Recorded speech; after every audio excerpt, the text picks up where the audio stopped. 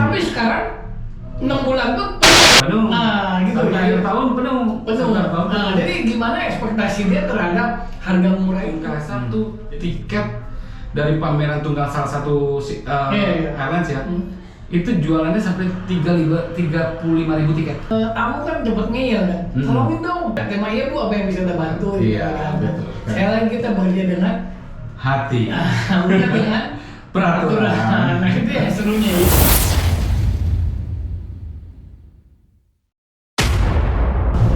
Halo, selamat datang di Tourism Channel. Ini adalah channel yang mengulas mengenai pariwisata. Yours information for travel. Ini adalah sesuatu yang luar biasa. Yours information for travel. Perkenalkan dulu, nama saya Edi. Ya, saya bergerak di pariwisata udah lama, sejak tahun 80. Nama saya Catur. Saya juniornya. Wih, ya.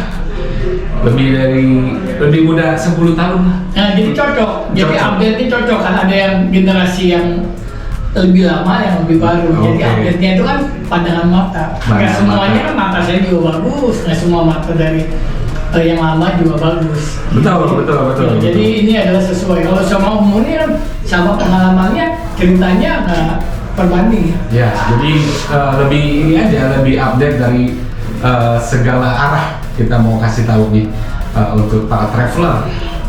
Iya. Ini satu-satunya yang pertama ya, kok. Pertama yang ada di Indonesia. Ya, dengan backgroundnya ya, backgroundnya kita traveling. Jadi kita sudah coba perjalanan dari lokal, domestik ataupun internasional, benua juga udah. Semuanya ya. Jadi Semua. pas. Jadi yang kita bahas travel kan lagi seru nih sekarang. Betul. Dikarenakan setelah masa pandemi kan. Iya. Pandemi orang-orang yang saya lihat sekarang nih yang banyak uang itu yang terbang lah. Itulah orang Vietnam dan orang Indonesia. Kenapa tuh bisa begitu? Nah itu yang kita lihat ya, dia udah nggak tahan kan.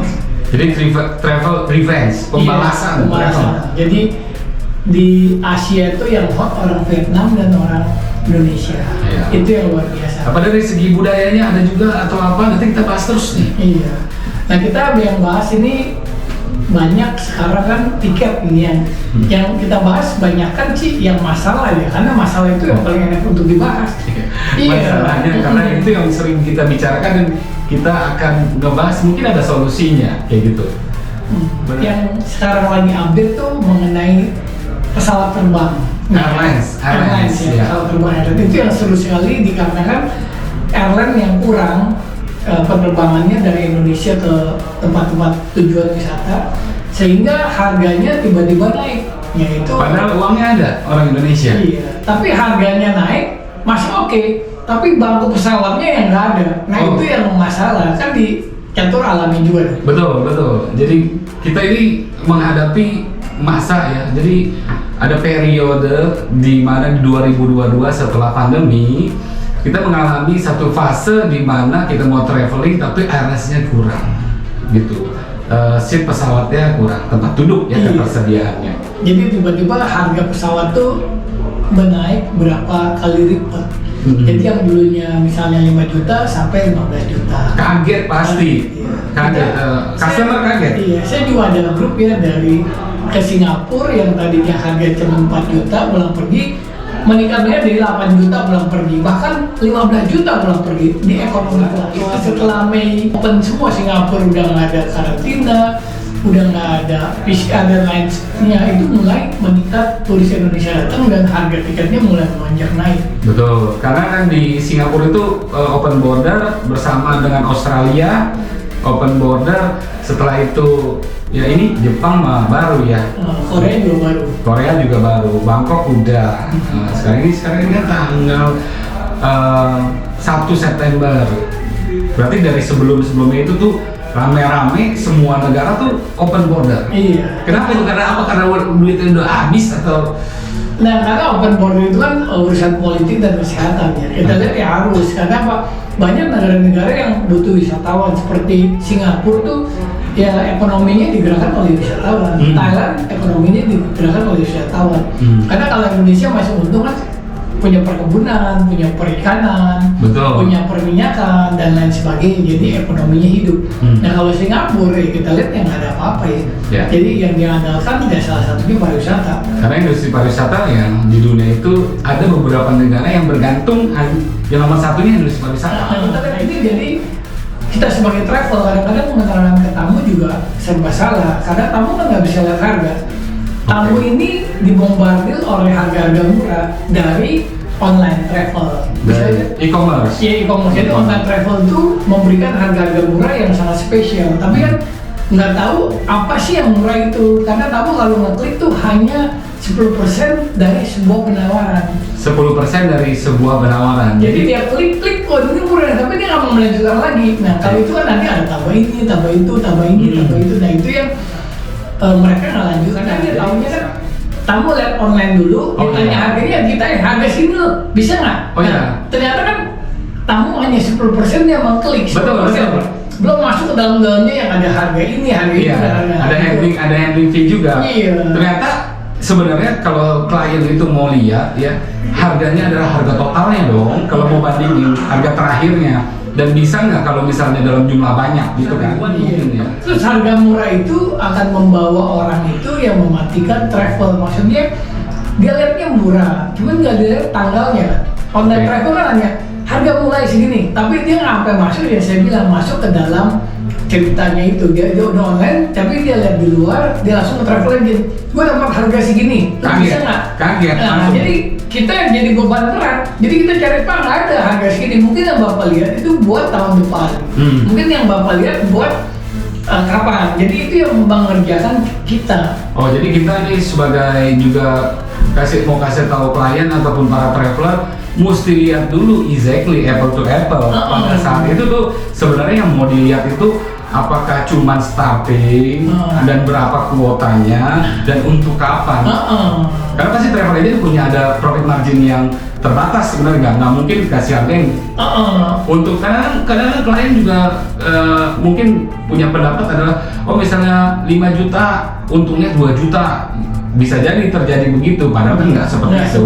Travel kan sekarang untungnya udah mengecil dan kadang-kadang kan online itu juga bisa beli audience, jadi dia menggunakan dana marketing untuk mengurangi harga. Nah itu kan yang dia beli. Contohnya sekarang kan yang online seperti Gojek baru GoTo ya memproklamirkan dia masih rugi, masih rugi keadaannya sekarang belum menguntungkan. Iya, karena marketingnya yang jor-joran gitu. Dia membeli klien itu dengan jor-joran sampai pada waktu keadaan selesai. Contohnya dulu kan penerbangan di Indonesia murah, kenapa ada air? Terus ada airline yang lain. Sekarang penerbangan Indonesia makin mahal kenapa? Hanya dikuasai oleh lebih dari 5 airline. Dulu kan banyak. Sekarang cuma ada Lion dan teman-temannya plus lawan Garuda. Udah. Iya, jadi pertumbuhan airlines ini agak terhambat gitu, karena dikuasai sama yang. Iya, sehingga harganya naik. Dulu di Amerika tahun 90 itu ke Amerika murah. Nah sekarang dia jor-joran, banyak airline yang banding-bandingin harga, akhirnya dia selesai semua. Yang berjaya apa sekarang? United. Ya beberapa airline yang udah nggak banyak lagi, dulu mungkin ada 10, mereka bangkrut.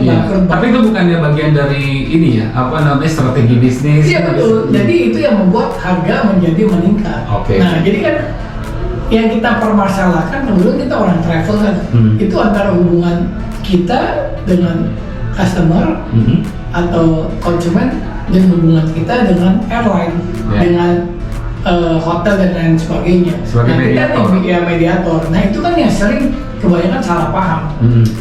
Kita bayangin kalau semua orang booking ke airline langsung. Ya. Kita nggak ada. Kita nggak ada nih. Kita travel agent nggak ada nih. Gimana? Ya nggak mungkin karena jumlah penduduknya juga terlalu besar. Dengan staff yang airlines juga nggak bisa handle segitu banyak pasti. Pasti nggak bisa. Karena kan apa? Indonesia punya customer itu gonta-gantinya terlalu banyak, betul? Betul. Baru booking besok cancel gitu, baru booking besok cancel. Nah itu yang dihadapi dengan ketidakpastian dalam bekerja. Maka travel consultant itu di Indonesia ya lelah bekerja. Kalau orang kalau orang-orang yang orang Amerika, Eropa, Australia ini kan buat tahun depan ini dia udah book Ya. Jadi udah langsung memutuskan ini loh yang dia mau. Karena tanggal segini yang dia mau. tipikal orang Indonesia tiba-tiba kaget pengen traveling, ya udah langsung. Iya langsung. Nggak punya Besok dia perencanaan. cancel lagi.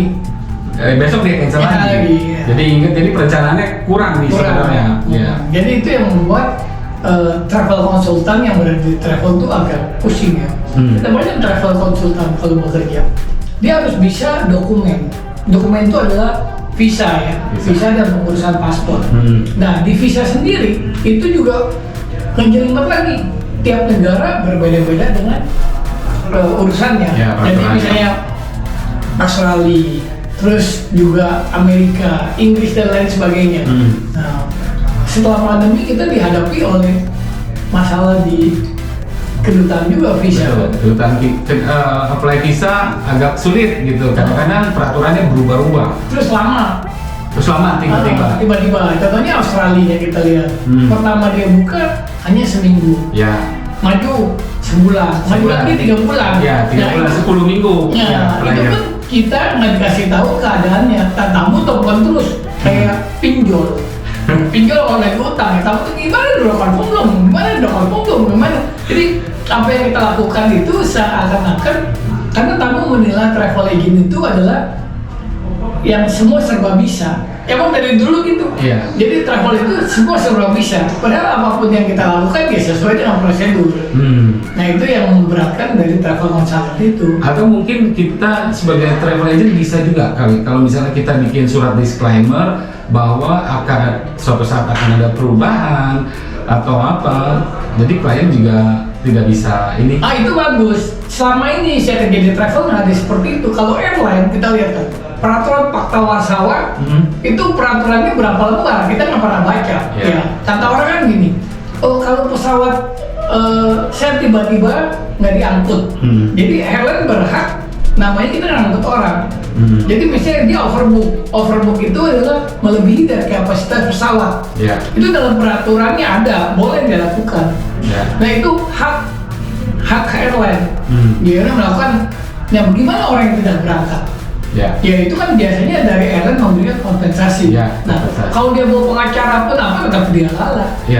Oke, berarti sebenarnya ada faktor lemahnya di travel agent nih, bahwa belum ada satu peraturan. Ya, buku pintar lah. Iya, bukan buku pintar, satu peraturan yang resmi. Satu peraturan yang resmi yang bisa membackup. Iya, jadi travel agent. Iya, jadi orang tahu bahwa travel agent ini ada asosiasinya, kayak kan airline ada IATA. Jadi peraturannya sama IATA. Sedangkan selama saya bekerja di travel hingga hampir 30 tahun, nggak punya peraturan yang sama yang baku.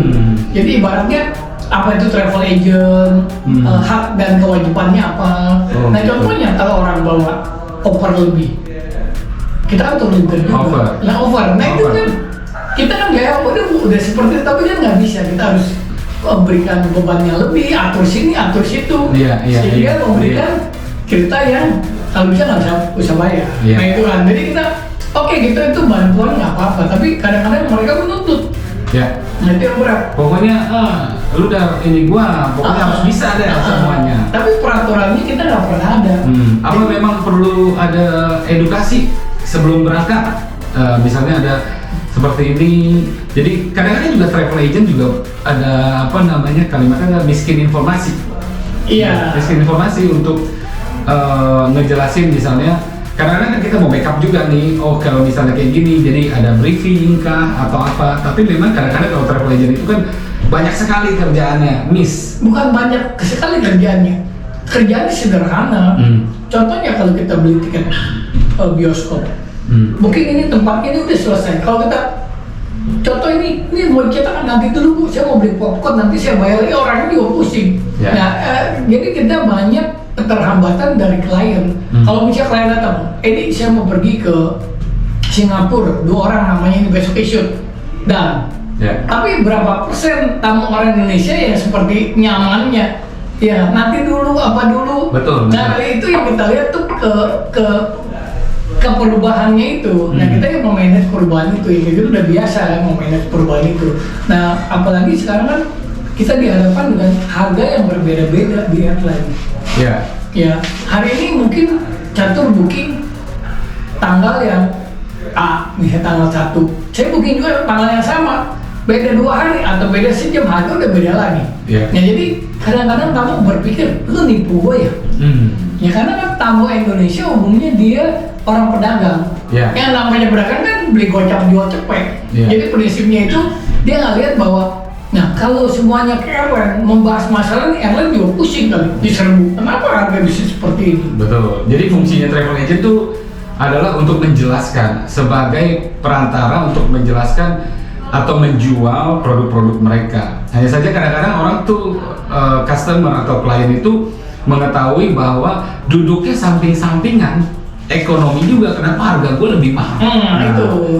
Itu unik juga tuh di airlines yang memang harus diedukasi bahwa kan ada subclasses. Enggak, itu udah pernah diinformasi dulu.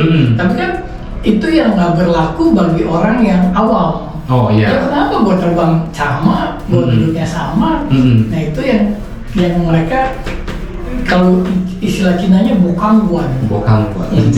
Dan malas baca polisi juga, peraturan bahwa misalnya ini tuh kelasnya berjenjang atau refund atau segalanya. Iya kan kita bilang tadi, kalau travel dan airline punya peraturan. Travel bikin peraturan itu bagus, cuman bisa berapa berlembar-lembar peraturan kita. Karena apa? Kita harus bikin mengenai airline. Kita harus bikin mengenai check-in hotel. Hotel kan beda-beda juga. Betul. Ya, jadi kemampuan kita untuk kita harus menjamin bahwa kamar bersebelahan tergantung request. Betul kan, itu ada peraturannya semua kan.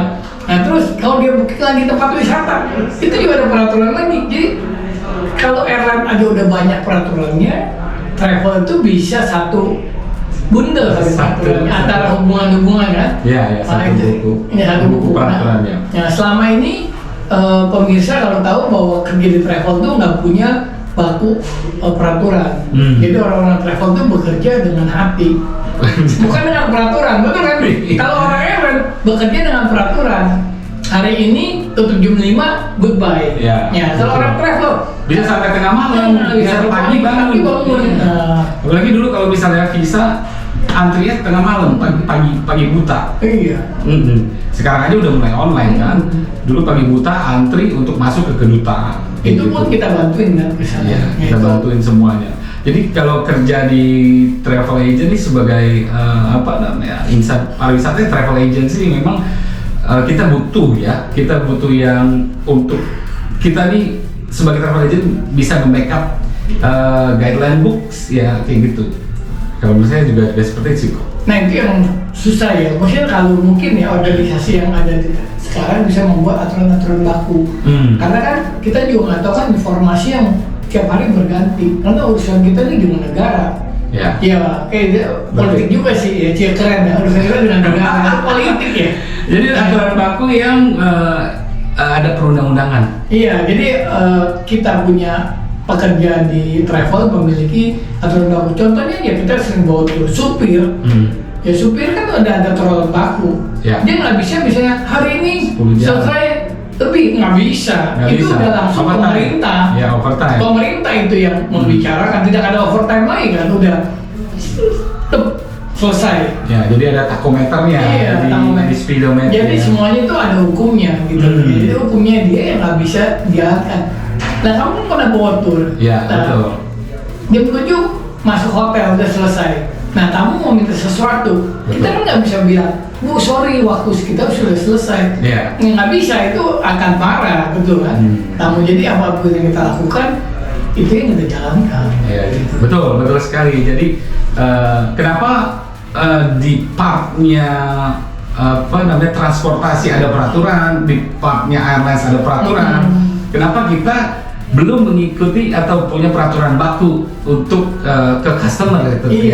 Tentunya customer lah. Jadi itu yang saya bilang, travel agent itu bekerja dengan hati dan bukan dengan peraturan. Jadi itu yang membuat kita agak sedikit melelahkan. Karena faktor komunikasi itu penting sekali buat kita. Cara dengar aja contohnya, kalau catur orang booking tiket ke New York. Ini yang simpel ya. New York. Terus udah gitu New York ada berapa terminal? Ya. Iya kan? Ada Newark, ada New York, iya. ada LaGuardia, 3 airport. Nah, kita salah aja ngomong. Bapak turunnya di airport LaGuardia, harusnya di JFK. Itu kan biayanya berapa? Siapa yang membayar? Orangnya datang jemput apa? Nah itu udah salah jemput, iya. Seperti jadi itu. tiba-tiba kita ditanya juga musimnya apa? Musim dingin, musim panas. Orang tanya seperti itu. Mungkin zaman sekarang lebih mudah karena kan banyak internet. Zaman kita dulu ya, mungkin kita mau nyari di mana? Ya nggak ada. Nggak ada. Jadi orang travel agent ini kayak Superman ya, Iya, tahu segalanya. nggak ada Wikipedia, nggak ada perbedaan. Sekarang lagi handphone udah tahu perbedaan cuaca dan itu yang kita lihat, kita harus tahu. Nah itu informasi yang mahal. Ya, yang kita alami. Setuju. Ya itulah peraturan nih yang harus kita buat. Dan kita punya masalah yang besar juga terhadap airline nih sekarang ya, karena permintaannya meningkat. Tahun ini aja udah nggak ada tempat pesawat ya. Pameran-pameran juga udah hampir habis di sini. Kan pernah ikut pameran juga. Nah gimana tuh cerita mengenai pameran? Jadi pameran itu memang ada beberapa airlines yang pameran tunggal. Nah jualan sampai tahun depan, sampai bulan Juli. Nah ternyata orang Indonesia tuh antusiasnya tinggi sekali. Orang Indonesia di masa pandemi dibilang nggak punya uang, nggak juga. Nah ternyata sampai tahun ini dari Agustus sampai Desember nih hampir end destination tuh hampir full. Nah saat ini apakah airlines itu punya strategi marketingnya adalah setelah habis kuotanya baru dinamakan unit baru. Jadi tambah pesawat Karena kan harus hitung-hitungannya tight banget kan. Nah seperti itu. Nah di sini memang pada saat traveling itu orang-orang sudah, karena dari segi psikologi ya dalam 2 tahun ini orang-orang tidak melihat lagi namanya biaya. Yang melihatnya adalah kebutuhan diri ya, karena traveling itu kan pasti asupan kehidupan. Sampai jumpa, kita ketemu lagi di Tursium Channel. Tursium Channel, Your gateway information. Oke, bye-bye. Ciao.